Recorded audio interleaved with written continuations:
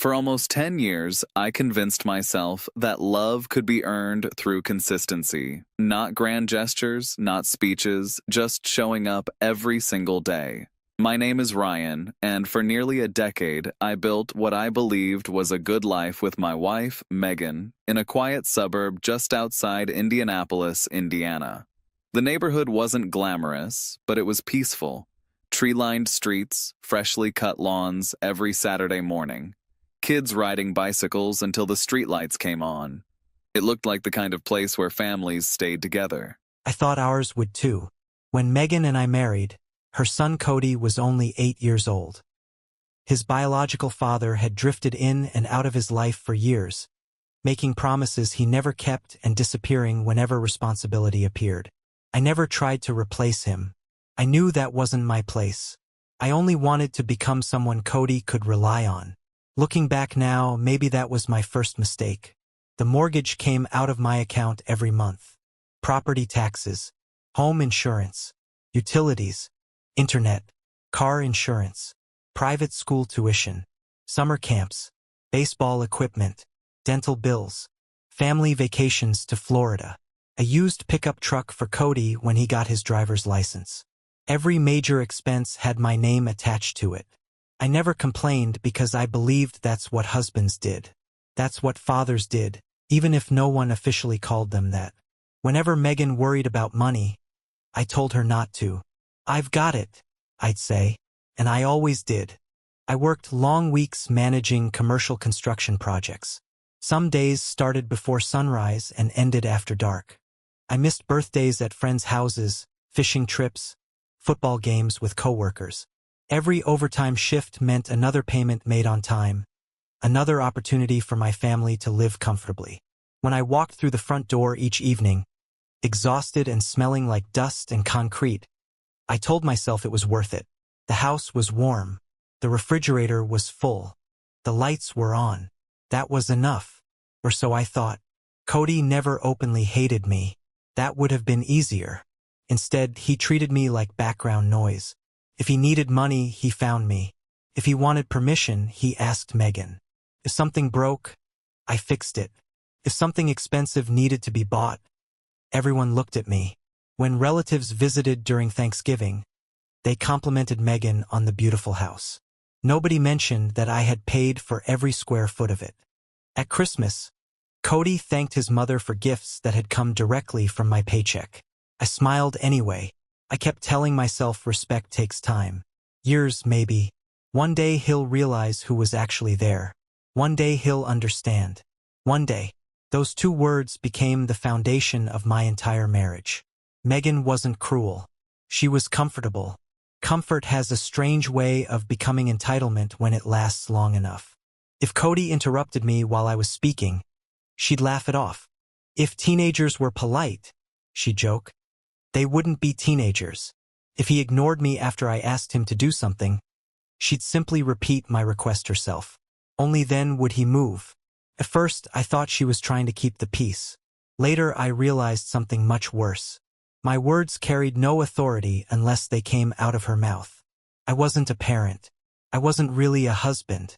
I was the financial engine that kept everyone's lives moving. Nothing more. Still, I stayed. Because leaving never crossed my mind. You don't walk away from people you love simply because they forget to appreciate you. At least that's what I believed. Until the afternoon everything finally shattered. It was a Saturday. The weather was perfect. I had just finished mowing the lawn when Cody came walking into the kitchen with his phone already open. He didn't ask how my day had been. He didn't notice the sweat running down my face. He simply turned the screen toward me. A glossy black motorcycle filled the display. "I want this one," he said. "It's listed this morning." I looked at the price. Nearly $18,000. I actually laughed because I assumed he was joking. He wasn't. The motorcycle on Cody's phone looked like something built for a boy who had never understood consequences.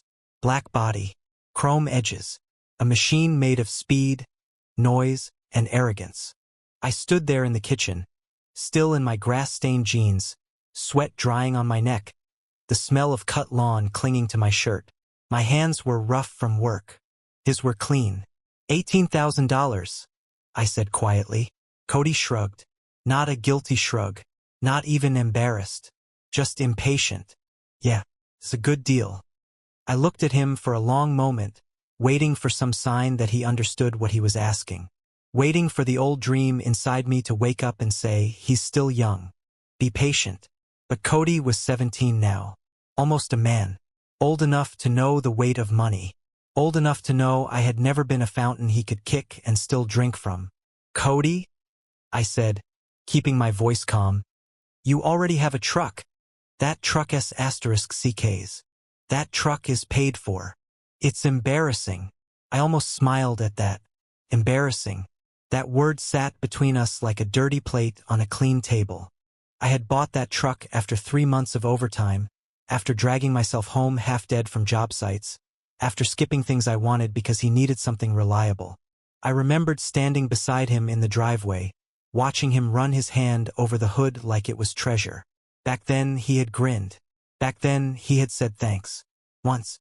Now it was embarrassing. I wiped my hands on a towel and set it on the counter. I'm not buying you a motorcycle, I said. His face changed instantly. Not disappointment. Offense. As if I had stolen something that already belonged to him. I didn't ask you to buy it, he said. Just give me your card. I'll figure it out. You'll figure out $18,000? He rolled his eyes. Mom said you could help. That stopped me. Megan was in the next room, pretending not to listen. I knew she was there. I could feel her silence. It had a shape by then. A familiar one. Soft when it should have been firm. Absent when it should have stood beside me. I called out, Megan. She walked into the kitchen slowly, holding her coffee mug with both hands. Her face already carried irritation, as if I had dragged her into something unreasonable. What? She asked. Did you tell Cody I'd buy him a motorcycle? She looked at Cody first. Not me. That told me everything before she said a word. I told him we'd discuss it, she said. We. Her eyes narrowed. There it was again. That tiny flash of resentment whenever I reminded her that we usually meant my bank account. Cody scoffed. It's not that big a deal. I turned back to him. It is a big deal. Motorcycles are dangerous. You don't need one. And I'm not putting $18,000 on a credit card because you're bored with the truck I already bought you. He laughed once. Cold. Ugly. You always do this. I stared at him. Do what? Act like some big authority because you pay for stuff. The house went quiet. I felt something inside me tighten. For years I had ignored the little cuts. The way he skipped my birthday unless Megan reminded him. The way he called the house Mom's place, even though my name was on the deed. The way he never introduced me as anything except Ryan. Like I was a neighbor who happened to sleep upstairs. But this was different. This was the truth coming out without its mask. I looked at Megan. She said nothing. Of course she didn't. Cody stepped closer, phone still in hand. You're not my dad. You don't get to tell me what I need. There it was. The sentence every stepfather hears in his nightmares. It didn't come with thunder. No glass shattered. The walls didn't crack. The sun stayed bright through the kitchen windows. But something in me died. Quietly. Completely. I had imagined that if he ever said those words, I would rage. I would shout. I would demand respect. I would list every bill, every sacrifice, every year I had poured into his life. But when the moment came, I felt calm. That was the frightening part. Calm like a man standing at the edge of a burned field, finally accepting nothing would grow there again. You're right, I said. Cody blinked. Megan's expression shifted. I saw it. A flicker of alarm. Because I had not sounded hurt. I had sounded finished. I'm not your dad, I continued. And since I'm not your dad, I'm not buying you a motorcycle. Cody's jaw tightened. Mom. Just that. One word. Command. Megan set her coffee mug down harder than she needed to. Ryan, don't be like this. I turned to her slowly. Like what? Punitive. I almost laughed. Punitive. A man says no to an $18,000 toy, and suddenly he is cruel. A boy spits in his face, and somehow the wound belongs to the boy.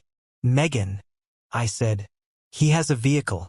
He has school paid for, insurance paid for, gas paid for most months, a roof over his head, food, clothes, vacations. He is not suffering. He's asking for one thing. He's demanding my credit card. Cody snapped. Because you can afford it. The words hit harder than "you're not my dad," because that was the part they both believed. Not that I should help. Not that I might choose to. That I could afford it, therefore they were entitled to it. I looked at Megan again, and for one final second, I gave her a chance. One last open door. One last chance to stand beside the man who had carried her life for nearly 10 years. She could have said, "Cody, apologize." She could have said, "Ryan is right." She could have said, "This is not how we treat him." Instead, she picked up the mug. It happened fast. Her face twisted. Not with fear, not confusion, but anger. Pure anger. The kind that comes when entitlement is denied and calls itself love. Then she threw the coffee at me. Hot liquid struck my chest and neck, burning through my shirt. The mug hit the cabinet behind me and shattered on the tile. Brown coffee ran down my clothes, dripping from my sleeve onto the floor I had paid to install. For a second, nobody moved. My skin burned, but I barely felt it. Megan was breathing hard, her eyes shining with fury. Then she screamed the words that ended my marriage. "Give him the money or get out." There are moments in life when a man does not need to think because the truth has already been thinking for him for years. I looked at Cody. He wasn't shocked. That was what I remember most. He wasn't horrified that his mother had thrown hot coffee at me. He looked relieved, like the proper order had been restored, like I had finally been put back in my place. I looked at Megan, my wife, the woman I had loved, the woman whose hand I had held in hospitals, whose debts I had helped clear, whose child I had tried to raise as my own. And I saw no partner there, only a woman guarding the boy she had taught to use me. I took one breath, then another. I didn't yell. I didn't curse. I didn't call the police. I didn't give Cody the satisfaction of seeing me break. I reached into the bowl by the door and picked up my keys. Megan's voice followed me, sharper now, uncertain beneath the anger. "Ryan, don't you walk away." I stopped at the entrance to the hallway. For years I had walked toward them, toward the bills, toward the problems, toward every emergency they created and expected me to solve. That afternoon, for the first time, I walked the other way. I opened the front door. Behind me, Cody muttered, "He'll be back." Maybe Megan believed it too. Maybe they both did. After all, I had always come back before. After every insult, every silence, every swallowed humiliation. But when I stepped onto the porch and felt the Indiana air hit my burned skin, something inside me became still. Not peaceful, not free, still, like a grave after the dirt settles. I got into my truck, started the engine, and backed out of the driveway without looking at the house. Not once, because I knew if I looked back, I would see the life I had built, and I was finally ready to let it burn. I didn't know where I was going. I just drove. The coffee had soaked through my shirt, leaving my skin red and tender, but the burning on my chest was nothing compared to what had settled inside my head. The roads around Indianapolis blurred together as I passed familiar shopping centers, gas stations, and neighborhoods that suddenly felt like they belonged to someone else's life. For nearly 10 years, every mile I drove had been connected to them. Driving Cody to baseball practice, picking him up after school when Megan worked late, running to the pharmacy because one of them needed medicine, stopping for groceries after 12-hour shifts because the refrigerator had to stay full. Everything revolved around that house. Now, for the first time in years, I wasn't driving toward home. I was driving away from it. I pulled into a quiet parking lot overlooking a small lake and shut off the engine. The silence inside the truck was overwhelming. No voices, no demands, no arguments waiting behind the front door. Just me. I looked down at my shirt. Brown stains covered the front, the smell of stale coffee filling the cab. Funny. I had spent years trying not to stain that family with conflict. One cup of coffee had exposed everything. My phone vibrated. Megan. I watched it ring until it stopped. A minute later it rang again. Then Cody. Then Megan again. I placed the phone face down on the passenger seat. For years they had expected immediate answers from me. The mortgage payment was due. The insurance renewal. The tuition deadline. The broken washing machine. The leaking roof. The vacation deposit. Every problem somehow found its way into my hands. Today they could wait. An hour passed before I finally started the truck again. Instead of going home, I drove to a business hotel across town. The young woman behind the reception desk smiled politely. Checking in. Just for a few nights. She handed me a room key without asking questions. That was exactly what I needed. A place where nobody expected explanations. The room was ordinary. Gray carpet. White sheets. A television mounted on the wall. A desk facing the window. Felt strangely comforting. Nothing inside that room depended on me emotionally. I took a shower, letting cold water run across the burns on my neck. As the coffee washed into the drain, I caught my reflection in the mirror. I looked older than I remembered. The lines around my eyes weren't from age alone. They were from carrying people who never noticed the weight. I lay on the bed staring at the ceiling until morning. Oddly enough, I slept better than I had in months. No footsteps upstairs. No late-night arguments between Megan and Cody. No anxiety about tomorrow's bills. Just silence. When I woke up, I didn't feel happy. I felt clear. That clarity frightened me because it came without anger. I wasn't planning revenge. I wasn't trying to teach anyone a lesson. I was simply accepting reality. Reality has paperwork. By 8:30, I was sitting in the office of an attorney I had hired years earlier when I purchased the house. He recognized me immediately. Ryan, good to see you again. I wish it were under better circumstances. He listened without interrupting while I explained exactly what had happened. I told him about the motorcycle, the coffee, the ultimatum. He folded his hands together. First question, he said. Whose name is on the deed? Mine. The mortgage? Mine. The checking account paying the mortgage? Mine. The utilities? Mine. He nodded slowly. And your wife? Authorized user on a few accounts. Nothing more. He opened a legal pad. What exactly do you want to do? I stared out his office window for several seconds. A week earlier I would have answered differently. A week earlier I would have said I wanted my marriage back. My family back. Respect. Now I answered with surprising certainty. I want my life back. He wrote something down. Then we start today. For the next 4 hours I signed document after document. Authorization forms.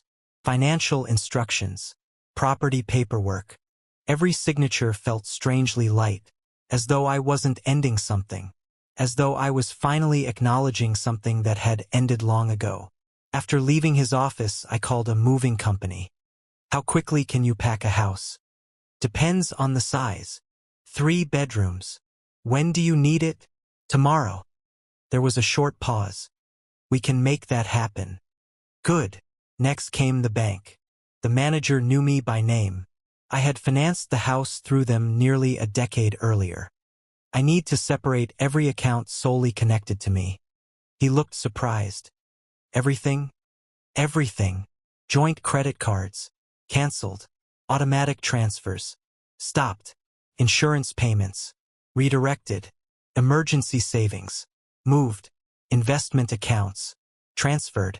The process took nearly 3 hours. When I finally walked outside, the afternoon sun was beginning to fall across the parking lot. My phone showed 32 missed calls. 24 text messages. Most came from Megan. Where are you? Stop acting ridiculous. Come home.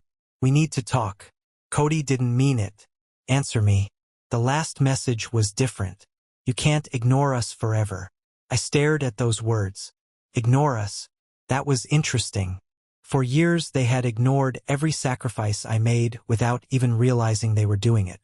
Now one day of silence felt unbearable. I slipped the phone back into my pocket. The following morning, the movers arrived exactly at 8. I met them at the house while Megan and Cody were gone. She had taken him shopping. The irony almost made me smile. Using the last of the money she assumed would always be there. The crew worked efficiently. Everything I had personally purchased went onto the inventory list. The leather sectional, the dining room table, the bedroom furniture, the office desk, televisions, artwork, tools, appliances that legally belonged to me. Every receipt had been carefully saved over the years. I hadn't realized how useful that habit would become. One of the movers looked around the increasingly empty living room. Divorce. I nodded once. Something like that. By sunset, the house echoed. Rooms that had once felt warm now sounded hollow. I stood alone in the living room, listening to my footsteps bounce off nearly bare walls. This wasn't revenge. Revenge is loud. This was accounting. Every year, every payment, every sacrifice, every signature. The bill was finally being calculated. And for the first time in almost 10 years. I wasn't the one paying it. Megan and Cody came home 3 days later expecting victory. They thought silence was weakness. They thought absence was surrender.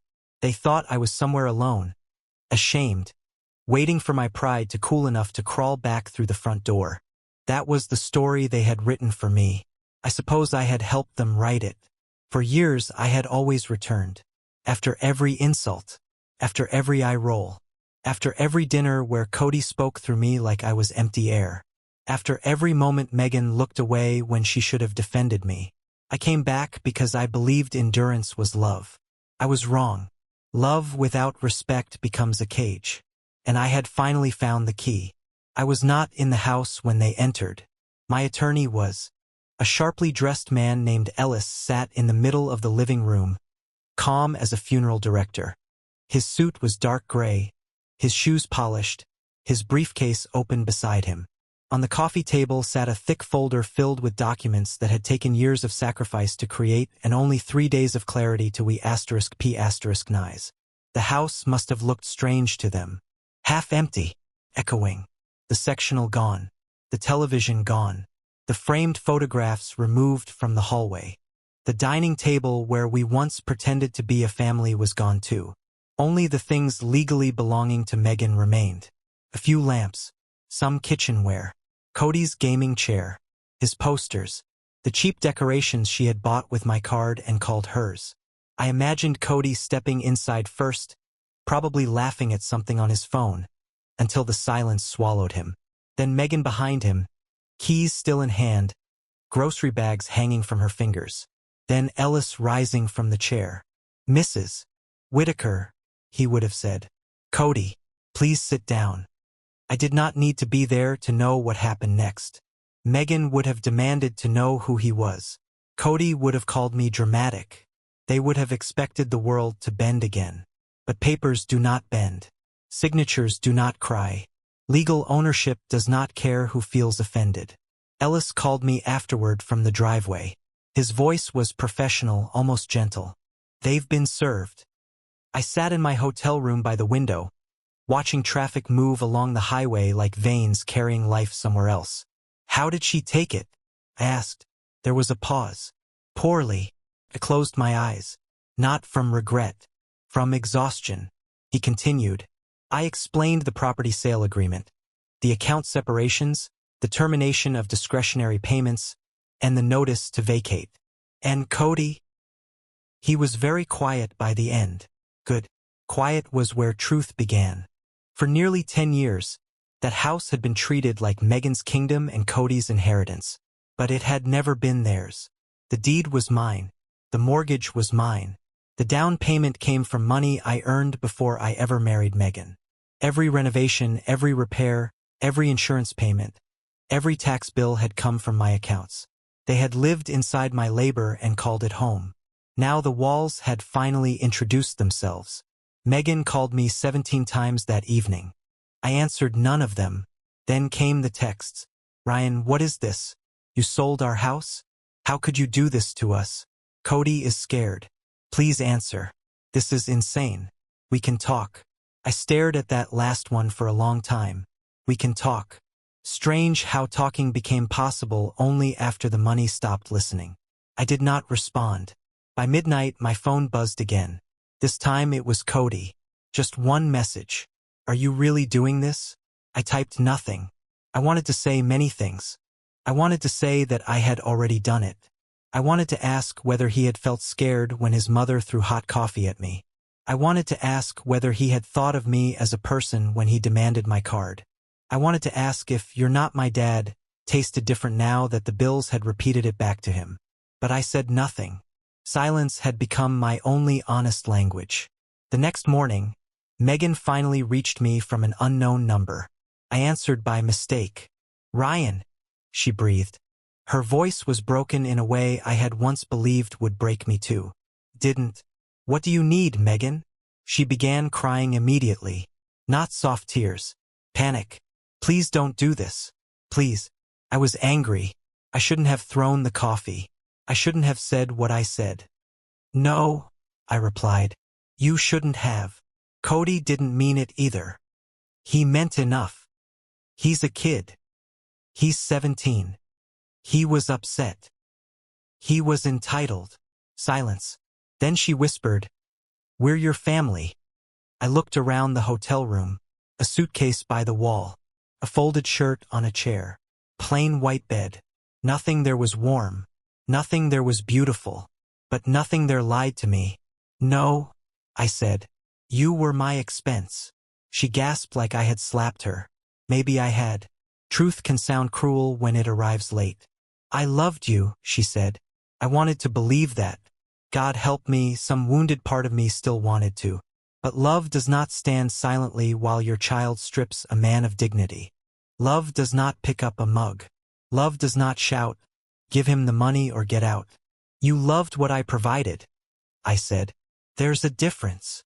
Her crying hardened into anger. "So that's it? You're just throwing us away?" I almost laughed.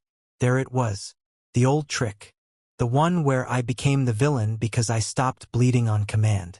"I didn't throw you away," I said. "I walked out after you ordered me to. You know I didn't mean. You meant it when the coffee hit me." She said my name again, softer. The way she used to say it when she wanted forgiveness before earning it. I ended the call. Not because I had nothing left to say. Because I finally understood that some people hear apologies only as negotiations. 2 days later, Ellis sent me copies of the signed closing documents. The house was sold. The money went where it legally belonged. Some into secured accounts. Some toward debts. Some into a quiet future I had not yet learned how to imagine. Megan and Cody had 30 days to leave. 30 days. After nearly 10 years of me carrying them, that was all the law required. It was more mercy than they had shown me. I drove past the house once near sunset. I told myself it was to check the property. That was a lie. I wanted to see whether it still had power over me. The windows glowed amber. Megan's car sat crooked in the driveway. Cody's truck was there too, the embarrassing one I had paid for. For a moment, I saw everything that had been. Christmas lights, cookouts, school mornings, Megan dancing barefoot in the kitchen while I made pancakes. Cody asleep on the couch when he was small, his hand hanging over the edge, trusting the world because I had made it safe. It hurt. Of course it hurt. Walking away from a life you built is not freedom at first. It is amputation. Necessary. Bloody. Final. Then the front door opened. Cody stepped onto the porch. He looked smaller than I remembered. Not younger. Smaller. The arrogance had drained out of his shoulders. He stood there staring at the yard, at the street, at the life cracking beneath his feet. He did not see my truck down the block. Good. I watched him for only a second more. Then I drove away. Some lessons arrive as advice, some arrive as loss, and some arrive wearing a suit, carrying a folder, sitting calmly in the living room of a house you thought would never stop belonging to you.